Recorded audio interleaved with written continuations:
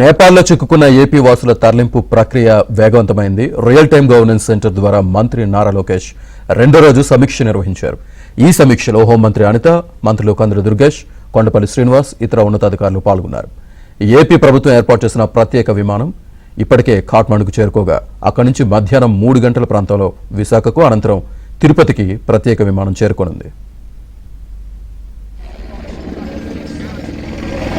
ठीक है sir. Sir your name please.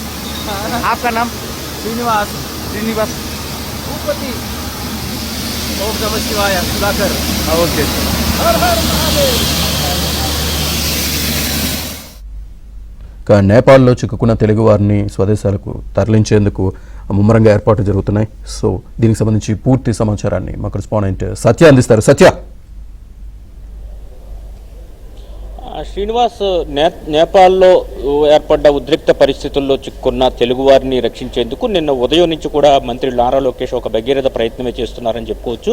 నిన్న ఉదయం 10 గంటల నుంచి రాత్రి 8 గంటల వరకు కూడా సుదీర్ఘంగా సమీక్ష చేయడంతో పాటు ప్రతి 2 గంటలకు ఒకసారి అక్కడున్న బాధితులతో మాట్లాడడం, అదే సమయంలో ఇటు ఎవరైతే కుటుంబ సభ్యులు ఉంటారో వారికి తగు సమాచారాన్ని కూడా అందించడం లాంటి కార్యక్రమాలు చేశారు.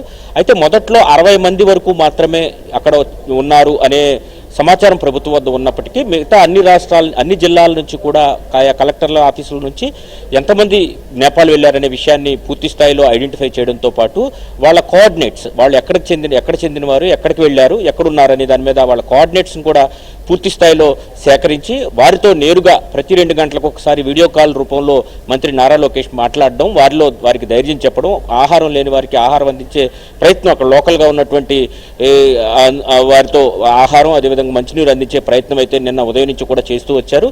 మొత్తం 217 మంది అక్కడ చిక్కుకుపోయారు అని చెబుతున్న పరిస్థితుల్లో మొత్తం 12 ప్రాంతాల్లో వీరంతా కూడా ఉన్నట్టుగా కూడా రాష్ట్ర ప్రభుత్వం గుర్తించిన తర్వాత ప్రత్యేక విమానం 220 సీటింగ్ కలిగినటువంటి ఒక ప్రత్యేక విమానాన్ని నేపాల్కు ఇప్పటికే పంపించింది. అయితే నేపాల్లో ఖాట్మండు కాకుండా వేరే చోట, అంటే నేపాల్లో ఇంకో ప్రాంతంలో కూడా ఈ ఎవరైతే వెళ్ళిన వాళ్ళు చిక్కుపోయారో వారిని ఖాట్మండు తీసుకొచ్చే ప్రక్రియ అయితే ప్రస్తుతం కొనసాగుతుందని చెప్పుకోవచ్చు. ముఖ్యంగా 12:40 ప్రత్యేక విమానంలో వారంతా కూడా నేపాల్లోని పోఖరా నుంచి ఖాట్మండు బయలుదేరారు. 1:15 ఖాట్మండు నుంచి విశాఖ అదేవిధంగా తిరుపతి వచ్చే ప్రభుత్వం ఏర్పాటు చేసిన ప్రత్యేక విమానంలో వారంతా కూడా ఎక్కి ఇక్కడికి రాబోతున్నారు. అయితే దీనికి సంబంధించి ఏపీ పౌరులందరినీ కూడా పూర్తి స్థాయిలో తీసుకొచ్చేందుకు అన్ని ఏర్పాట్లు అయితే ప్రభుత్వం చేసింది. ఓవైపు మంత్రి లోకేషే కాకుండా హోంమంత్రి అనిత, అదేవిధంగా టూరిజం శాఖ మంత్రి కందుల దుర్గేష్ వీరు 24/7 అందుబాటులో ఉండడం, అదేవిధంగా రోజంతా కూడా వార్ రూమ్ ఏదైతే ఏర్పాటు చేసుకున్నారో ఆర్టీజీఎస్ కార్యాలయంలో దాంట్లోనే ఉండి ఎప్పటికప్పుడు మానిటర్ చేసి ఎవరికి ఎలాంటి ఇబ్బంది లేకుండా చూసే కార్యక్రమం అయితే ప్రస్తుతం అయితే కొనసాగుతోంది. మరి కాసేపట్లోనే, అంటే ఇప్పటికే అక్కడ ఖాట్మండులో ఫ్లైట్, ప్రభుత్వం ఏర్పాటు చేసిన ఫ్లైట్ బయలుదేరి ఉంటుంది.